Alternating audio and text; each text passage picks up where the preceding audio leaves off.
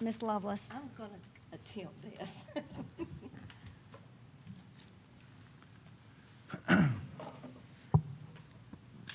I know we're talking about raising millage by 15.7 mils. The first thing we do look at is what's the best for the school district. But, also doing, as a small business owner, you have to look at what is going to happen to the small businesses if we do this to the small businesses.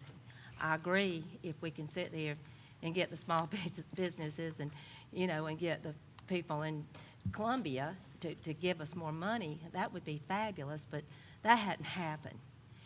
And I just, I think we need to be very, very careful with going to our small businesses and asking them to do this, because, like I say, as a small business, I mean, we've been in our lull time too. So things hadn't been that great for us, and I think I can say that from most small business in here. Also, too, from what I understand, and please correct me if I'm wrong, in our district, we only have one really industrial that we can pull revenue from. So I think really most of our revenue is going to probably come from small businesses, people that do have second homes and properties. But again, I think that we really, really need to think about the 15.7 mils and what it could do to the businesses in our district too, because I mean, we got to keep them here, and I think if we keep doing this to them, they may leave us, and that would hurt us too. So I think we got to think about that. If the small businesses leave us, what's going to happen? Following up on that, your slide, just a few toward the end, you talked about how much it would cost for each, like 6.4, 9.3, 15.7 for the different. So, thank you. So, in the category other business, are you talking about small businesses here? We're talking about anything assessed at 6%, yes. Businesses, excuse me, second homes, I mean, you can throw in boats, cars, anything that's taxed would be subject to an increase. And is it possible for you to get this slide, or not slide, this PowerPoint to each of the board members? Oh, yes, absolutely. That would be good, because you've got some good information, and we really need to have that. And perhaps for the next meeting, if you got to have a hard copy for us, I know you're, to the last minute. Trying to save money. I know, but just because it's a little bit easier and we can write some notes, I think that would be helpful. Ms. Hammond? One thing I want to get from Mr. Richardson, is it for right now, and it could change a little bit, but from the last budget numbers, we're 4.9 million short. Yes. Okay, I got that right. And is that subject to change at all, just from some revenue that might come in? I'm sorry if I didn't catch all Yes, that. I think it's subject to change based on, we've done some things, I won't get into it too much, but we've done some things to try to maximize what we can get from the state. So I think once all that's finalized, we're going to see a little bit more money for teacher salaries. Significant amount, no. Right. It's not going to balance our budget. I think when we get revised numbers based on our 135-day information, it's going to change our revenue picture. Like I said, not significantly, but it will change. One of the things that I wanted to say, Ms. Hutchinson, is I know that no one on this board wants to make any vote that in any way hurts the class education that everybody gets here. Nobody. I think that over the, and my experience is just from this, I guess, is my 9th budget over the years that I've served, and we have raised the millage several times. I think I need somebody that would just know it right off. I don't, because I think there was a screen, maybe. was there a screen that said how many times we had? If you can Have we? I scroll know we back to didn't. that. You said in 2012 we didn't do that. 2013, there was no But millage before increase. that, I think it was raised. I don't know very much, but every year I think there was a raise in millage in our history.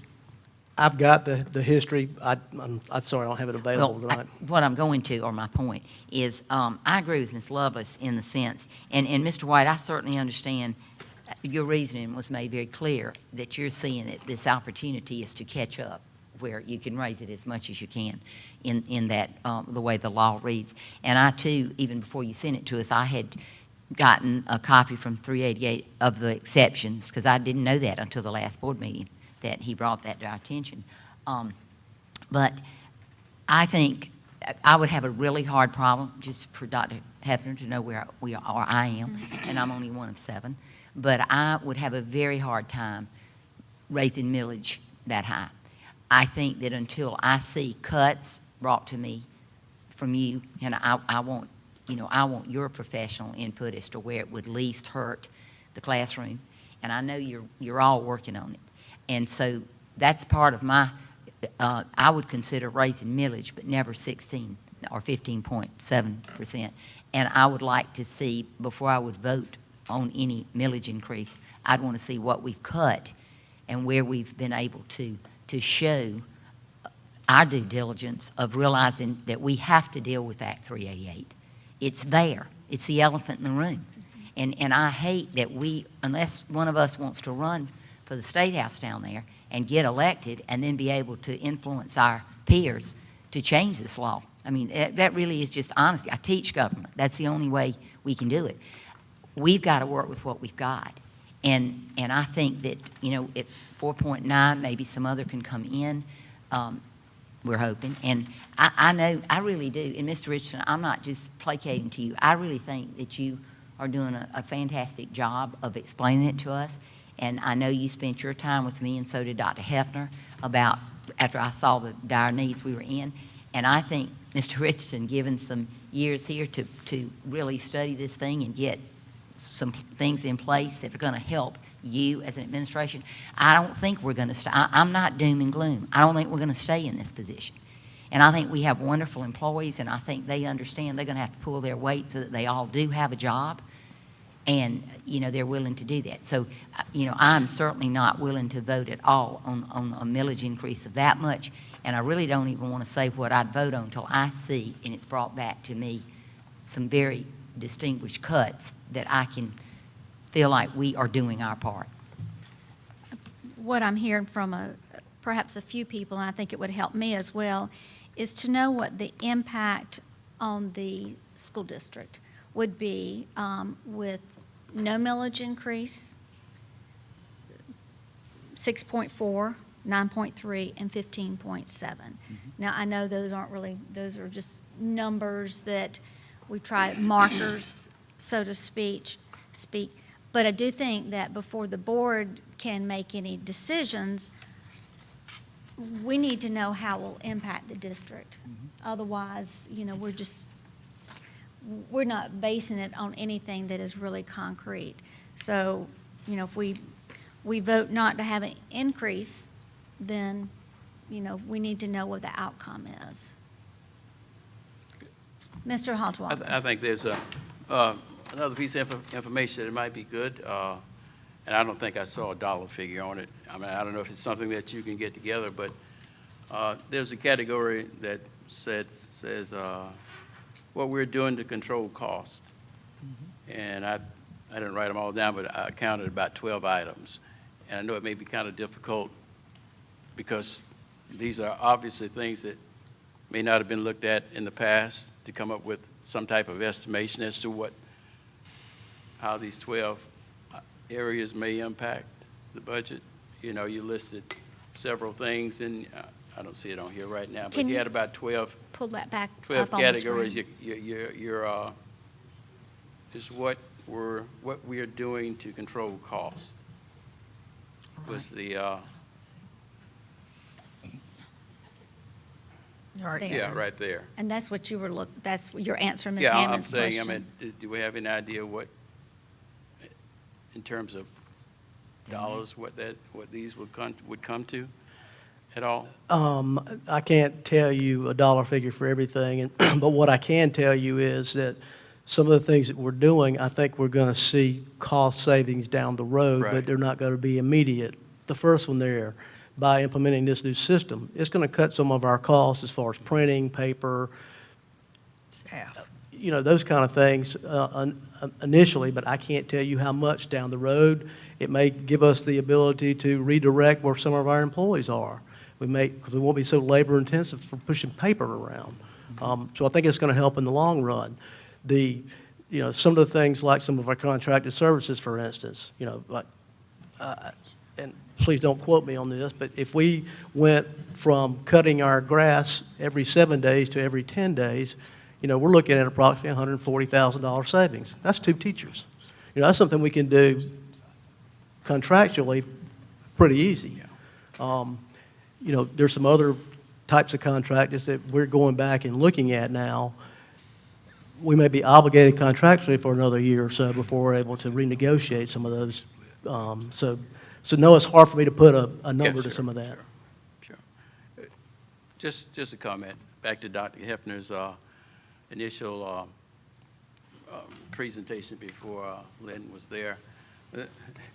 There's an old saying that says something to the effect that you can't have your cake and eat it too. Okay. We can't remain an extraordinary district without doing what we need to do to keep it at that level, or at least at that level. And that requires,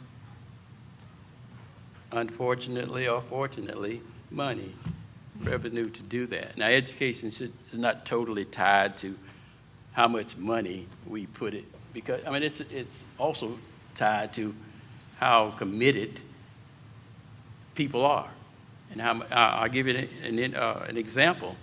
If you want to go back and look at, there was a documentary on ETV, school district in Hartsville. And I think they followed it for about a year. Extremely poor district. At the end, you saw the increase in these students' test scores. I mean, just immaculate, based on just love for these young people. They had no money, you know, but the dedication that they put into it. So I mean, we talk these dollars, but that's true. But it's not all predicated on that alone. But again, back to my saying, you can't have your cake and eat it too. So we have to do what we need to do to put it there. Ms. Baumgartner.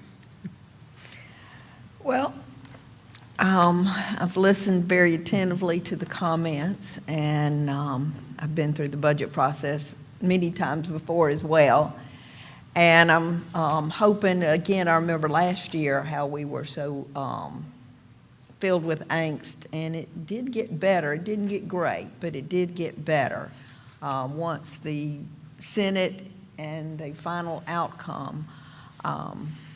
And you know, but we are going to have to find ways to where we don't get in this situation every year. I agree with that because, you know, eventually we're not going to have the fund balance and things like that to go back to, and we're going to probably be having to make some even more hard decisions. You know, it's not just tonight or budget cycle that we're going to be making hard decisions as a board. We're going to be making hard decisions probably throughout the next year on several categories because, you know, we are in this situation, and I hope that we all have the fortitude to do the right thing. All right, Mr. Gant. Are you ready for a motion, Madam Chair? I'd like to make a Who motion. wants to make it? Yes. I mean, is there any value in us cutting off conversation? I know we want to control meetings, but I'm not sitting here wasting time. I mean, I'm putting real substantive thoughts on the table for a very important decision, and I think it's worthy of me having an opportunity to say it. I mean, if you want to cut it off, we can, but I don't see any merit. No, I think. 'Cause I'm not what we're talking to hear myself talk, I Right, promise you. right, but I think you're right, that, you know, what I'm looking for, and what the administration is looking for, and what I'm trying to get from each of you, are what are some concrete things? Is our next meeting the final vote on the budget? June the 8th, yes. June the 8th. And so that's where my panic and angst about getting all the concerns and questions on the I'd like a table. couple more comments to make, if Okay. I could, without being interrupted. And the first is, my bottom line is, we ought to hold on any way we can, as long as we can. Ellen, as much as I'd like to believe we can find some magical way to fix this and it never ends, it'll never end. This will be a constant issue until something changes at the General Assembly.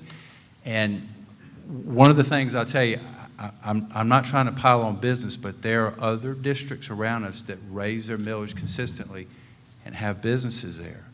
I'm in business, and I can tell you this, costs go up constantly. I would love for costs not to go up. When costs go up, we have three choices. We can do nothing, and if we do nothing, our incomes go down. We can raise our prices, or we can try to lower our cost. And we always try to lower costs, but we inevitably end up raising prices. And it just happens, it happens over and over again. That cycle never ends. We have to raise whatever revenue we can, however we can, but we have very limited means to do that. I don't think in the short term, we might make some business owners happy. In the long term, if people aren't moving here, we haven't helped these businesses. We're hurting these businesses in a much more subtle way. And when we had all the turmoil about building schools, people were not moving here. And it was clear, I mean, people were opting to go to Lexington One. Families we know, I mean, we had Albert Bueno, who's the president of GIS, come and tell us that an executive making 6 figures a year came here and saw the turmoil in the schools and decided to relocate to their Houston office. We've had people that are going to work at the nuclear plant, that go live, across the dam and drive to work every day because they want to be in a school district that they felt was more progressive. Over time, it isn't going to help the businesses if we start declining. It isn't helping the students. And Steve, what I would ask you is, when you come back and show us what it costs, then just put it on the table. If you don't want to raise any millage, or you want to raise half the millage, or raise all the millage, none of those scenarios solve our problem completely. I mean, we're going to have to make a broader appeal, or just decide we're going to lay down and just, whatever it is, it becomes. And nobody on this board, I mean, we collectively will make that decision. But, the other question that's looming out there, even if you show us how much you'd have to raise class size to balance this budget, then the second question you also need to show us is, at what point in time do you think it becomes imperative to give people raises so our best people don't go get jobs at the competing districts around us? And how many more people would you have to let go of to make the raises for those people? Because that is the cumulative effect of the decisions we make this year and the next year. And then the other thing I'd tell you, I don't care what we do. It's inevitably going to come back to this community, and the public is going to have to ask the General Assembly. And if we don't want to do that, that's fine. If we want to try to lead the way to do that, that's fine. It doesn't need to be in the same ways we've done it in the past.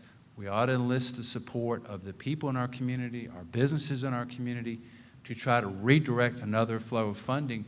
But at the end of the day, there's a part of me, and this is a lawyer in me speaking, anytime you go before a government body and you haven't exhausted your remedies before you get there, you're never going to be viewed in the same light. And if we go to them saying, well, we didn't raise the millage and our competitors are raising their millage, and we didn't use the authorization you gave us, now we want you to come back and find a way to give us more money, it's going to be an easy pitch for people to say, well, you didn't help yourself. I mean, that is another collateral consequence of this. I don't like any of the options. I mean, none of them are pretty, but whatever we pass on in reoccurring revenue compounds. Whatever we think it's going to look like and how it's going to affect us today, it's going to be worse 4 years from now. I mean, the chart you showed, 4 years of not taking in millage was $8 million. And it's just going to, and the whole time, we got that 3% increase in inflation, and that step increase just goes year after year after year. It never ends.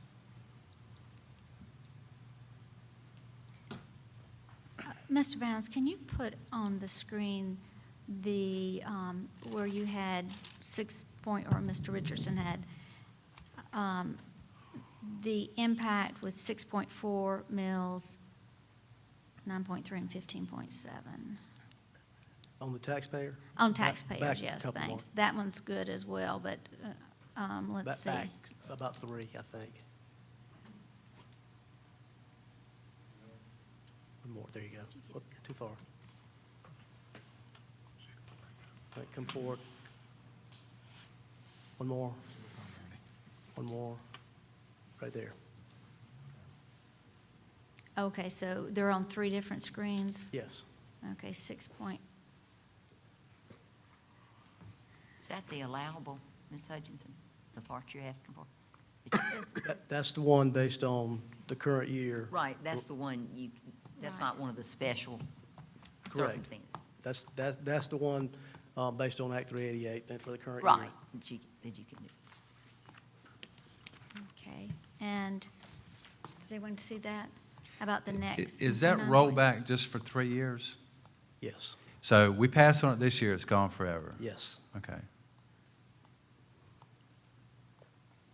Okay, that's 9.3. I would suggest to you that if you opt to do any millage increase, regardless if it's 9.3 or not, we go back and recoup that from 2013 so that we have the ability to look back at the current year if we don't. And you can We do don't- that?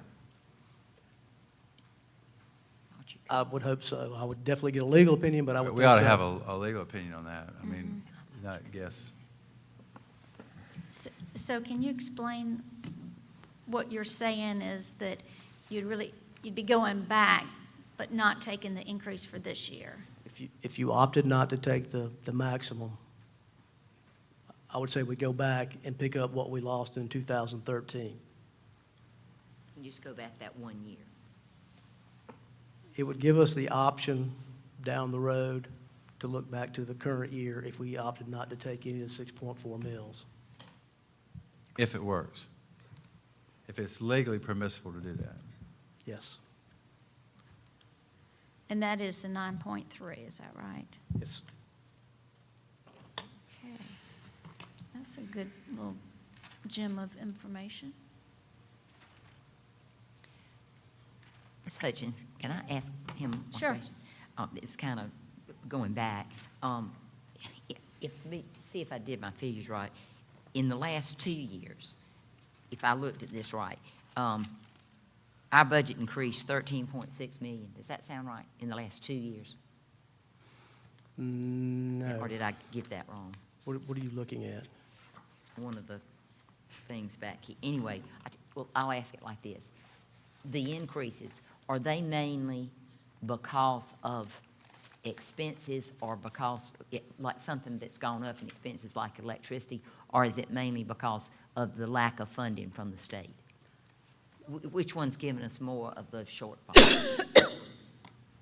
Or, well, It's both. I don't know how else to answer that because, I mean, our costs have definitely increased, employer contributions for fringe, those kind of things. The cost for our employees are constantly going up. And our funding's just not keeping pace. right, and I understand that from the state. I think part of me as a board member and my, want to be a good steward for the taxpayer and for constituents and all of us that want to keep the schools as strong as we can, and I do know it takes money. I was trying to see what is, to justify whatever it is if we raise the millage, what were the main reasons we have the shortfall? Because that is a question people ask you, why do you have such a shortfall? What did you not plan for? And I get the state funding, I get the unfunded mandates, and then, cost of living, I guess. But I wanted to see, You're saying, what do you think? why is there a gap? Yeah, what is the main reason? Well, it's because our expenses, our required expenses exceed our income. Yeah, I get that, but I was saying, what expenses made it jump that much? You have the 2% mandated state increase a step increase every year. We have the ongoing increases in utilities, Yeah. insurance. Had that one in. And so it's that gap. It's, the required expenditures continue to go up at a faster rate than the revenue we receive. Is that correct, Mr. Richardson? That's correct, and we probably have some of the best teacher-student ratios in the state. We do. What are they now? That was my other question. What currently are I they? hear, I believe 21? Dr. Milton or Dr. Jakes has it committed to memory in terms of your board guideline. So it would require a change in your board policy. Our board policy says from 12 to 25. We staff at elementary, depending on whether it's a title school or not, at 24 in the upper grades, 18 in the primary grades. Middle school, we staff at 18.5. High school is 19.5. Do we know what Lexington wants? That's usually who we compare ourselves to. We know what theirs is. No, ma'am, I do not know their policy, but as Dr. Hefner said earlier, that's one of the strategies some of our neighbors are using is to increase their class size. I don't know that it's impacted their policy, but we obviously have held firm, as Mr. White said earlier, on our policy and operated within compliance of it. And, I will certainly come back as you direct. But one thing I want to point out when you compare us to Lexington 1 or Richland 2 is they are increasing class sizes, as we understand it, but they're also giving a pay raise. Yeah, I So saw for that. our people, it's no pay raise And and Harder increased work. class size under Yeah, what you that's a good what you point. said. That's a good That's- point. That certainly is not my desired Right. outcome, but that's. And teachers would not like that. Mr. Gant? Mr. Richardson, we're talking all around this proposed budget, but explain to the board, if we make a motion to approve a budget, then there are options of how we fund it. Isn't that correct? I mean, we have all these different millages that we may or may not put on, plus we have a reserve fund. So is that, That's correct, and of course, those millage amounts that I gave you are just because of what is here, but you could actually be somewhere in between those. that as well. might, the feedback from the questions that have been laid out tonight might determine how, we may pass a budget, and then we may direct the administration to fund it by doing a certain amount of millage here, there, and a reserve fund piece, or when does that direction need to come from this board?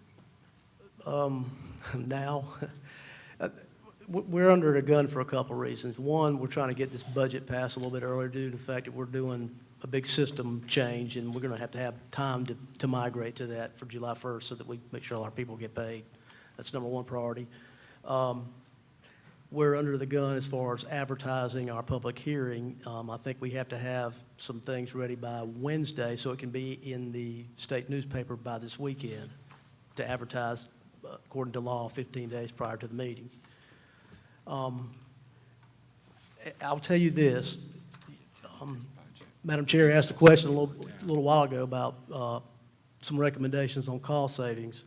I can tell you, as it stands now, that $4.9 million deficit, we can get it narrowed down by doing some of the things that I talked about with some contractual things. We are looking at, like I said, our staff, hopefully that we're going to be able to cut our bottom line there as well in the next day or so, which will help. Now, will we get it balanced?